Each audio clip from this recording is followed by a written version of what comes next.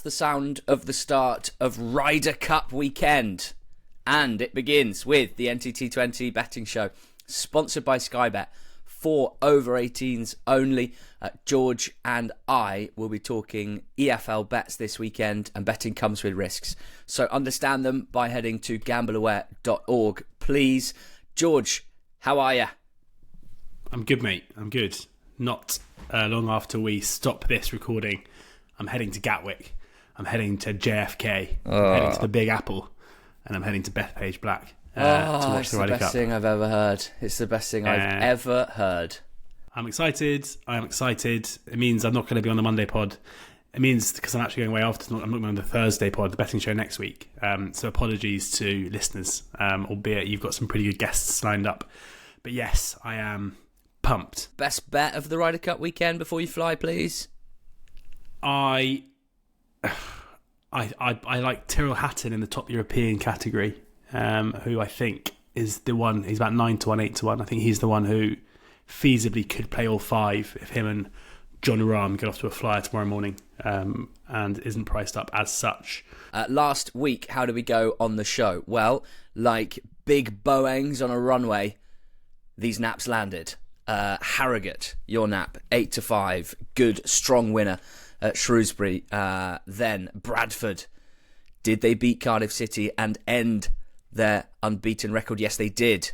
My draw no bet nap coming in at 2-1. In style, the Eggman was 4 out of 5 again for the third time this season. A couple of ways of looking at that. Could be absolutely heartbreaking on 3 occasions, but overall, do we think we like where we're trending? Do we think we like the fact that we're knocking on the door? That's what I'm trying to cling on to. The fact that it was Pompey losing at home to Sheffield Wednesday at the shortest price of the lot was, tough to take. You got to laugh, really. The second goal, especially, where Pompey's centre-back pulled his hammy in possession of the ball and the young lad ran through and slotted it home for 2-0, which kind of ended any hopes of a second-half comeback. Your next best, Fleetwood? No. Goal scorer corner, Cozy Dewberry? Lol, no, but all of his mates scored for Bolton. Every other attacking player. Andrews did not score for Gillingham. Duke McKenna had 2 shots on target, but didn't score. The swerve was Crawley, and they lost 4-0. So you're 3 of 6 now on those. And the BTTS sixfold was only 2 out of 6 last week. So let's see how we go on Ryder Cup weekend. George, what's your best bet of the EFL weekend? Wrexham to beat Derby at 11-10. I think this is one of those games where I'm pretty concerned about Wrexham for the most part. Obviously, 2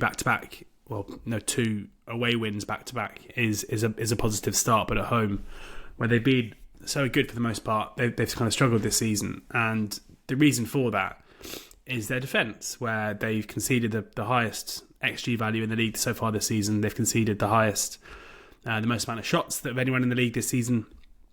And it doesn't really matter what you do from an attacking point of view. Like if you are posting those defensive numbers, I think you're going to struggle. You will win games at times because of the attacking threat that you carry and the wastefulness of the opposition. But it's nigh on impossible to keep clean sheets. They've done it once against Millwall in a game where Millwall had loads of chances, and it's a worry for me. There have been reasons. I did a video for Dragon Sports this week talking about the reasons to be a bit more positive, and seeing Sheaf come into midfield and play an hour at Norwich was big. Seeing Connor Cody dropped for Dom Hyam, I think is really, really positive and will make them much, much more secure in their back three. And Kabori on the right-hand side might not be much in terms of defensive work, but certainly from an attacking perspective down the right-hand side would offer something new. But the reason why I fancy them here is, because of their underwhelming start, you're getting a price about them at home to a Derby team who, taking out Sheffield Wednesday, if you're looking at the last few games in isolation, I think you can make a case for being the worst team in the league, which is a big surprise. And it's something you spoke about on the Monday pod, where there are a few kind of myths being busted in the Championship this season in terms of certain managers who we expect to be able to rely on to do certain things and who aren't really doing them. And one of those is John Eustace and Derby County, where I think he probably will turn it around. But for much of the early part of the season, defensively, they were a bit of a shambles. Like we saw that crazy game against Coventry where they conceded 5, but it took them up until the 1-0 win away at West Brom to keep their first clean sheet. And any Championship followers would have thought that John Eustace side would keep their first clean sheet in the league well before the 13th of September. And even in that game, they conceded 18 shots. They conceded 1.15 XG. It was wave to wave of a West Brom attack. And Andy Weimann scored their winner. It was a massive smash and grab with 5 minutes to go, with basically their first foray into the opposition area. And then they lost 1-0 against Preston last time out in a game where they were 1-0 down after half an hour, and then really struggled to find a way to cause Preston any significant problems. So in that sense, you've got a Wrexham team who they're undoing this season, because going forward they've looked good since the first ball was kicked. So there's no getting away from that. The attacking numbers they've posted, the goals that they've scored, it all suggests they're going to have no issues with their attacking play this season. Their undoing has been at the back, but they're playing against a Derby side who carried very, very little threat consistently. And even though I'm sure Derby might carry more of a threat here, given Wrexham's defensive woes, I think Wrexham will dominate this game. I think they'll dominate the chances. I think they'll dominate between both boxes. And I think their kind of worrying defensive numbers are the reason why we're getting them at a backable price, when this is kind of the perfect matchup for them to not concede loads of shots and good value shot, high XG value shots. So I think this will be 3 wins out of 4 for Wrexham. It's kind of the perfect opposition for them, and I expect them to win it. So at 11-10, I'm happy to back them to do so. Really nice. I found it really hard to pick an app this weekend for the best possible reasons, because there's loads that I like this weekend, and some weekends it's the opposite. But across the whole slate, the Eggman is thankfully here to kind of reflect that. I've got 5 selections in the Eggman between 11-8 and 2-1, and I love them all like children. I love them as much as my child, actually. So it's difficult to select an app, but I've landed on Oldham Athletic to beat Barnet 13-8. As we record on Thursday morning, this is what they're calling the Vanarama Super Cup between the National League champions of Barnet, runaway champions no less, against those who did it the hard way, the Latics of Oldham Athletic. Now, at 13-8, with Barnet the Favs here, I'm going to do that thing that you sometimes do, which is to mention that at those sorts of prices, with Oldham having the home advantage as well baked in, there's a suggestion with these prices that at a neutral venue, Barnet would be pretty strong favourites, and Oldham might be around a sort of 2-1 on a neutral venue. And for me, that has to take into account a lot of last season-ness, right? That's clearly baked in here. And I think we're at a point in the League 2 season, 9 games in, which is around, a fifth of the way through, 20%, where I would prefer now to start leaving last season to one side and look at the evidence in front of us. Not least because Barnet and Oldham both made big squad changes. It's not the case that Barnet came up and went, God, we've got an amazing team. Let's just see how far this group of players can take us. They added loads. Oldham added loads as well. And actually both of them started pretty slowly and are now both warming up big time. Just a fascinating game this for me on so many levels, right? They're both on 13 points in the league table, so neck and neck at the moment. Both in good form in the last couple of weeks. Drilling a little bit deeper, why do I think Oldham would be value here? Well, things like both on 13 points, but Oldham have played 5 away from home and 4 at home. Barnet have played 5 at home and 4 away from home. And that's a factor here. Oldham have played 5 top half teams, current top half teams, and 4 bottom half teams. And Barnet have played 4 top half teams and 5 bottom half teams. So it's marginal, but Oldham have had the tougher fixtures and have played away from home 1 game more than Barnet. And yet, here are the underlying numbers that take them both to 13 points. Oldham, per Opta Analyst, the second best non-penalty XG in League 2. And the second best non-penalty XG against in League 2. Barnet, the 10th best non-penalty XG for, the 6th best non-penalty XG against. 2 good sides, no doubt about it. But on both sides of the pitch, both ends of the pitch, Oldham projecting as one of the best teams in the league, no doubt about it. Before they even won a game, we were pointing this out. And since then, they've strung together a run of wins. So why would those two teams, based just on this season and the things that I've just laid out, why would the team that comes out on top on the underlying numbers, that has had the slightly harder schedule as well, and is on the same amount of points, why would that team at home be a 13-8 outsider? Not for me, Clive. Oldham, my nap at 13-8. Next best. My next best. It's kind of a similar conversation where, I mean, I was looking at having Notts County as my next best, who are away at Crewe, but the price has kind of slowly fizzled, and it was 11-5 when I went to bed last night, and it's 2-1 now, and I think it's just about shortening up enough to leave it. But I am pretty concerned about Crewe. That does still smell eggy to me. More on that later. But my next best, it's a similar argument. It's Preston North End to beat Bristol City at 13-8. So Preston North End at 13-8, Bristol City at 13-8, and I just don't know if there's enough between them to justify Preston not being favourites with home advantage. Like Preston this season at home in particular have been so strong. They've already beaten Ipswich at home. They've beaten Sheffield United at home. They were somewhat fortunate in the Ipswich game. I say fortunate, they took the lead and then kind of sat on their lead and managed to squeak over the line, and the goal came through a penalty. They didn't beat Sheffield United, they beat Leicester 2-1, I should say, which has aged pretty well given how Leicester have been since then, and they were good value for that.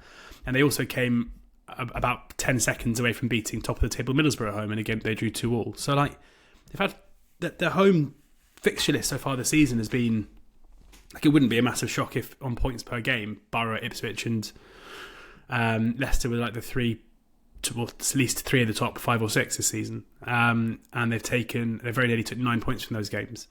Up against the Bristol City side, who of course have impressed in flashes this season. This isn't really in any way an anti-Bristol City stance, albeit they weren't great in the home game against Oxford. I think Oxford just caught them a little bit cold last time out, and they'll be looking to bounce back from that. I don't really have any gripe with them. I think Struber's obviously a very good manager. They have, they went away to Derby, who, as I mentioned earlier, were a team I haven't been overly impressed with and couldn't get over the line there. But last time out they were impressive in forcing their way 3 goals clear against Sheffield Wednesday after half an hour or so, and that aged okay given what happened with Wednesday at Pompey next time out. It's just purely a price thing. I think I've backed Preston to be relegated before a ball was kicked. They were perceived to be one of the weaker teams in the league, but all evidence on the pitch so far is that they aren't, and that they're actually at the very, very least a solid mid-table side, and they've taken much bigger scalps than Bristol City already this season. So I think they should be favourites, and that they're not. This was my reasoning with Harrogate Shrewsbury last weekend. Interestingly, Harrogate drifted like miles last weekend, so I put them up for the same reason. They ended up going off like 9-4, 11-8 in Shrewsbury's favour, which was just going again. But yeah, I'm kind of similar thought process here, that I think with home advantage North End should be favs. I think the punters, if they'd known that Toto Nsiala was going to come off the bench in the 50th minute and chuck in one of the all-time great stinkers, those prices may not have been quite so extreme. Goal scorer corner. So this is sort of the tagline for goal scorer corner this week is a dog is for life, not just for Christmas, right? And that expression tries to put across that when you're all excited and you get a dog for Christmas, there's a sort of, you've got to be in it for the long haul, because it's not always going to be the cute little puppy. It's going to actually be challenging at times, but the real reward, which is the connection that you and the dog end up with, is what you get when you both put a lot of time and effort into each other, and it's that human canine connection that's worth it, rather than the sugar rush of the cute puppy that you unwrap for Christmas. Incredible. When it comes to goal scorer corner, basically it's me saying that I'm backing 2 of the same guys from last week again. And that's because I think when it comes to goalscorer betting on the EFL, it's quite clear, and it's quite clear in the way that I reason my picks, that if I think someone is good value to score one week and they don't, that doesn't necessarily mean I just jettison them, chuck them to one side and move on to another goalscorer. Actually, that would probably be the stupidest thing to do. Do you remember me last season? How could I forget you last season? Every time I put up a goal scorer bet, they always score the week after. Like, it's if they're value 1 week and the prices don't move, then sure, keep going. Exactly. So I'll start with the new puppy, Michael Mellon, 11-4. I wonder if Mickey Mellon ever gave Michael Mellon a puppy for Christmas. No, he's allergic. Oh, no. Well, not allergic to playing well in League Two, which is what he's doing at the moment. Since joining Oldham, joining up with his old man, he looks very sharp, and he has 1 goal from 10 shots, 1.87 XG per FOTMOB, but just looks that extra bit of quality, really. And hit the post last time out, or maybe the game before, really standing out to me in terms of eye test.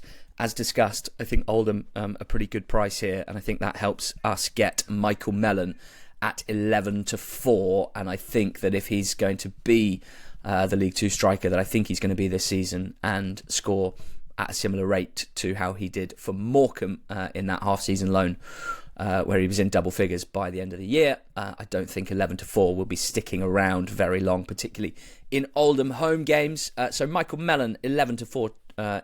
Top price in the market with Sky Bet, is the first goal scorer corner pick. And Mario Cozier Dewberry. Oh my God. We have to go again at 100 to 30, 4.33 the decimal with Sky Bet. Bolton are away at Northampton. When you believe something as strongly as I believe that Cozier Dewberry's in the wrong league and with a set of skills that allow him to be a massive goal threat, I think you've got to see it through. So any time basically that we're going to get 3-1 or better in this case for him to score, I think that's good value. I think it's worth backing. They are away at Northampton, and based on Bolton's games this season, again, I will repeat, we can expect them to have quite a lot of shots and Cozier Dewberry to have quite a lot of them. And last week, the fact that Burstow scored from just outside the box, Gale scored, Force scored, I don't think that necessarily means that Cozier Dewberry is not suddenly a big attacking threat. So he's in there. And finally, Stephen Duke McKenna of Harrogate, because he's 12-1 to score any time with Sky Bet. Best price in the market by a long way. From a value standpoint, I can't just leave him for now. I recognise that Gillingham don't give much away, and Harrogate are away at Gills, so Duke McKenna and Harrogate are going to have to work hard for their shots, but he had 2 shots on target last week when we were on him. Only 2 players in League Two have had more shots on target than him, and that's Omari Patrick and Harry McCurdy. And as discussed, this guy's like a wide forward number 10 type. It doesn't make sense for him to be priced up at 12-1, so going to back that. I have a goal scorer as well, as I seem to every week. Gustavo Harmer is 130 to score any time against Oxford. A few things go into this. Firstly, he hasn't scored yet in the league this season. He scored 1 in the Cup. He scored 10 goals last season under Chris Wilder. He is a player that seemingly couldn't really settle under Ruben Sayes. But now that Wilder's back in charge, I think we can be pretty confident he's basically going to play every single minute of every single game when he's fit. And carries a huge goal threat up against an Oxford side who, as impressive as they've been in the last few games, they conceded 2 goals against Coventry and quite a lot of big chances. They conceded 2 goals against Leicester and who were down to 10 men for 70 minutes. They conceded, I should be saying we really, but you've got to be neutral in this game. They conceded 1 goal against Bristol City, but quite a few chances, especially in the first half. Emil Rees missing a couple of big ones. It wouldn't surprise me at all if Oxford win on Saturday. And with the 11-4 that was around a couple of days ago, was definitely value for us to do so. But in winning, I'd be really surprised if we do so by negating Sheffield United's albeit limited attacking threat. There's also the angle that Blades are just going to score soon. There'll be some who look at the league table and say they've only scored once in 6 games. They're rubbish going forward. And they aren't great going forward, and that's what cost Ruben Sayers his job. But their 1 goal has come from 5.8 XG as per Opta. It's so soon, and we're probably going to be on the receiving end of this. 2 shots are just going to fly in off someone's arse or whatever it's going to be. It's just going to go in. And with Harmer playing in this game, I'd be really surprised if he doesn't go close and doesn't have opportunities to score. So trying to kind of piggyback on the variant that is inevitably coming the way of Sheffield United, that famous new manager bounce that they are entitled to get through just basically sheer luck and volume. And I think Harmer is overpriced to be a beneficiary of it. Great. Have you got an Acca swerve? I do, yes. In League One, I am swerving Luton. I'm a bit less strong on this than I have been other ones. They're 7-10. I'm to Doncaster. And normally I'd be very, very keen on Doncaster. But with Donny, you have to really mitigate it with the fact that they went to Spurs on Wednesday night and were beaten 3-0 in a game where they were kind of given the runaround. And that probably isn't... I mean, maybe they're staying down here, in which case that's quite handy.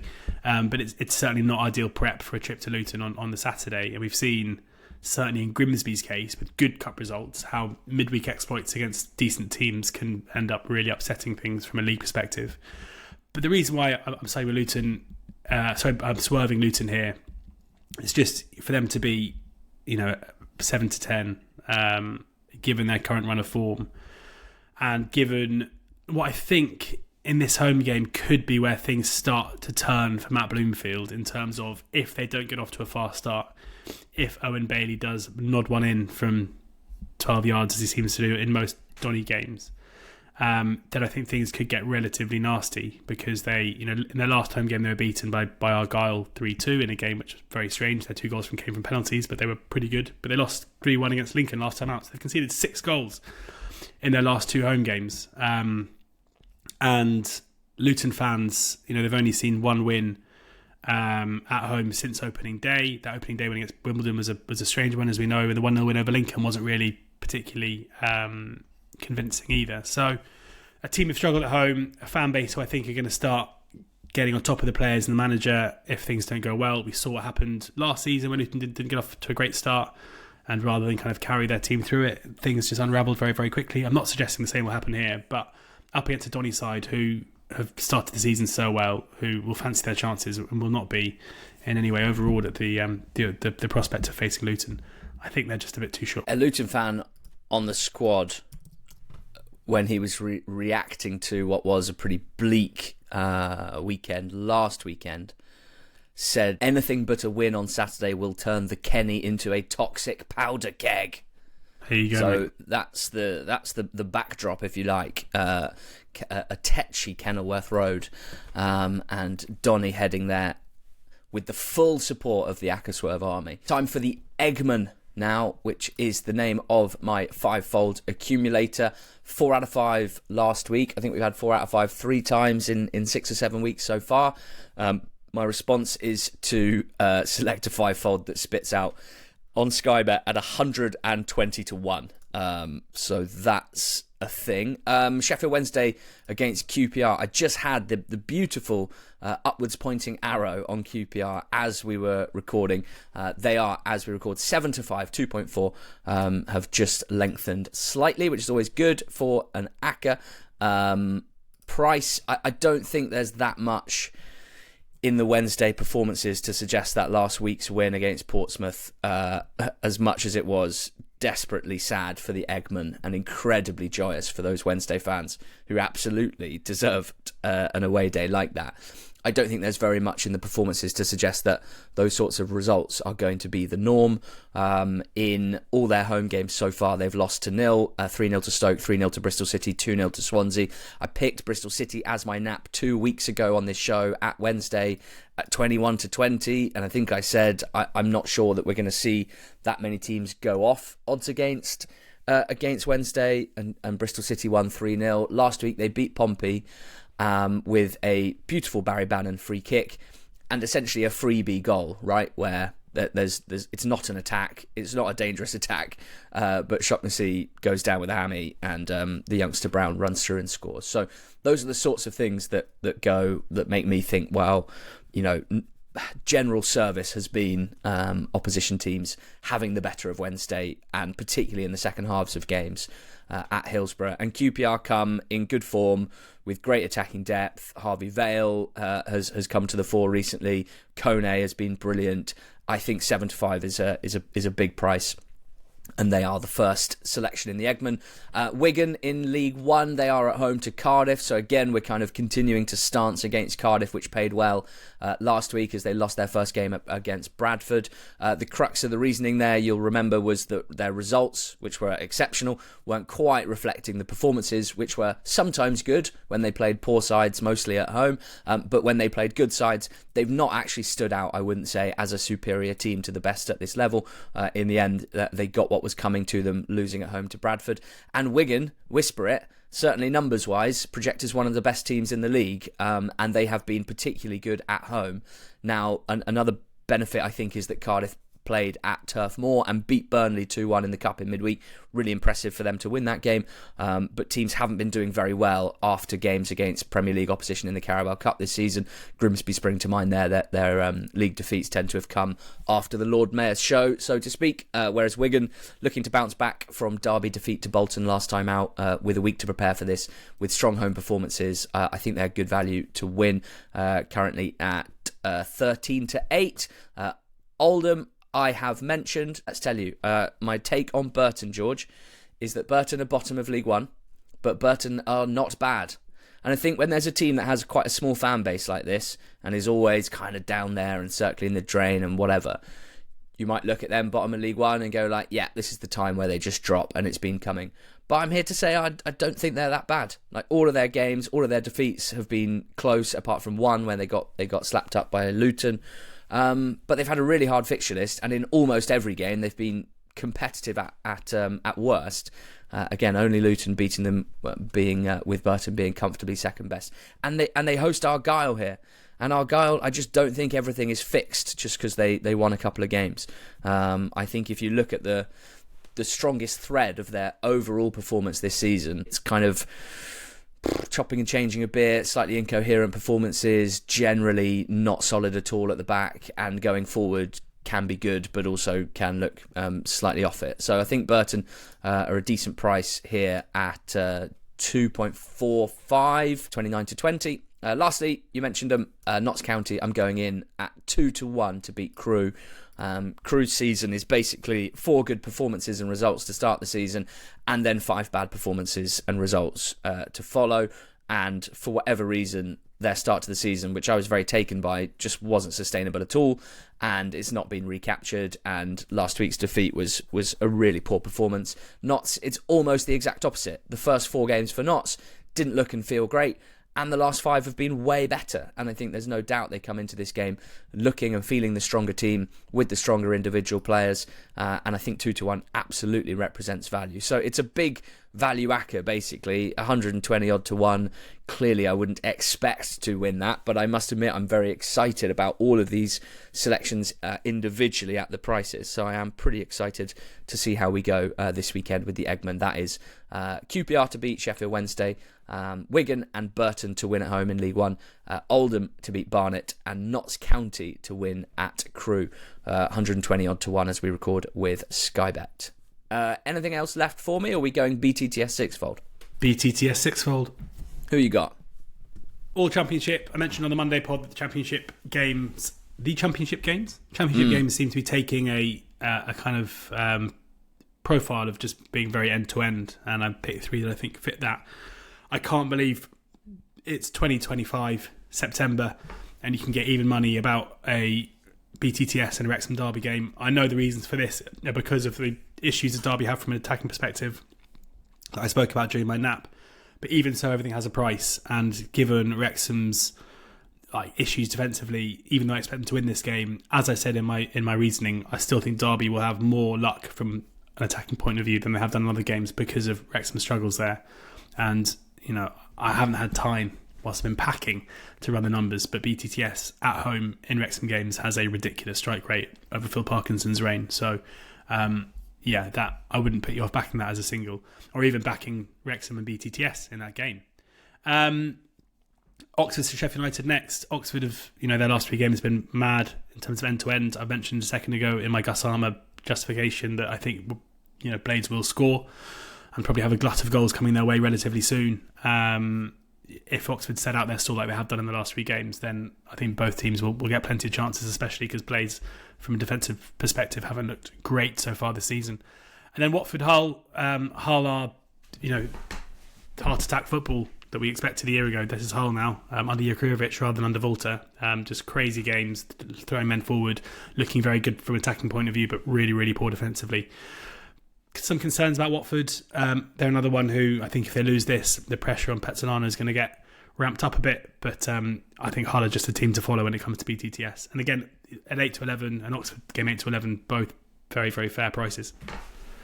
Yeah, I'm adding one in the Championship. It is Stoke against Norwich City, and it's at 1.73. Norwich have had 5 out of 6 go BTTS in the league so far, and absolutely rightly so, given the way that their games are playing out, and in particular how poor they are defensively. Their best defensive performance this season in terms of XG against was the 1.3 XG they gave up against Wrexham. That was the best game they've had. Their numbers are terrible defensively, and rightly so. Going forward, with Sargent at the top of the pitch in particular, they are pretty dangerous and have created over 2 expected goals in half of their games so far. So I think against Stoke City, there'll be a good opportunity for both teams to hurt each other. And then 2 in League One. Barnsley Port Vale just feels really right for me, because Barnsley are pretty vibey. They have scored quite a lot of goals at home, 2.5 per game so far, but conceded 6 also in their 4 home games. They played against Brighton in midweek and lost 6-0 in the Cup. Vale obviously went and played Arsenal on Wednesday night, so I think that'll be somewhat fatigued here, both sides. But Vale clearly are starting to show that those strong early season underlying numbers were legit, and have 2 wins in a row. So I think a decent game here, should be quite competitive, and I think BTTS is a goer. And then Peterborough against Lincoln. Yeah, Peterborough have obviously, they've made moves to kind of shore up defensively just in order to sort of go up the table. And they've got a 3-5-2 now rather than the sort of traditional 4-2-3-1. I still think Lincoln, who are a very effective attacking team, have a lot of decent attacking players on the pitch at any given time, like Collins and Draper and Street and House in particular. Strong from set pieces as well. I fancy Lincoln to score against Posh, but we have to accept that Peterborough, with Jimmy J Morgan and Harry Leonard at the top of the pitch, do look like a better attacking prospect than they did a couple of weeks ago. So BTTS in that gives us a sixfold. It's at 28.76 right now, just shy of 28-1.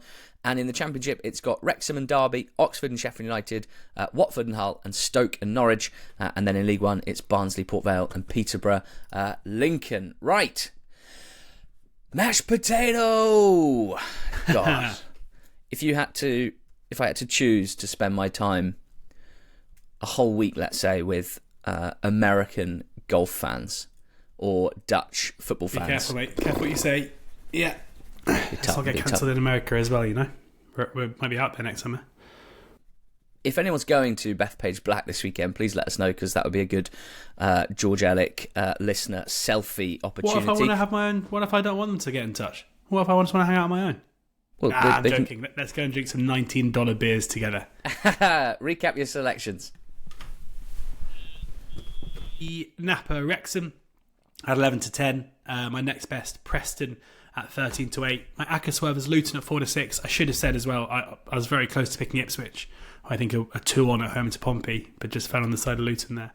And then Gus Harmer for Sheffield United, anytime at 100-30 in what should be an entertaining game at Oxford on Saturday. I've got Oldham, my nap, at 13-8. Goal scorer corner, I didn't do the points, did I? Let's have Michael Mellon, 1 point at 11-4. And then Mario Cozier-Dewberry at 100-30 and Stephen Duke McKenna at 12-1, 3/4 of a point each for 2.5 points total staked in goal scorer corner. All prices with Sky Bet. The Eggman has QPR to win at Sheffield Wednesday, Wigan to win at home to Cardiff, Burton to win at home to Argyle, Oldham to win at home to Barnet, and Notts County to win at Crewe at around 120-1. And the BTTS sixfold has Wrexham, Derby, Oxford, Sheffield United, Stoke, Norwich, Watford, Hull, Barnsley, Port Vale, and Peterborough, Lincoln.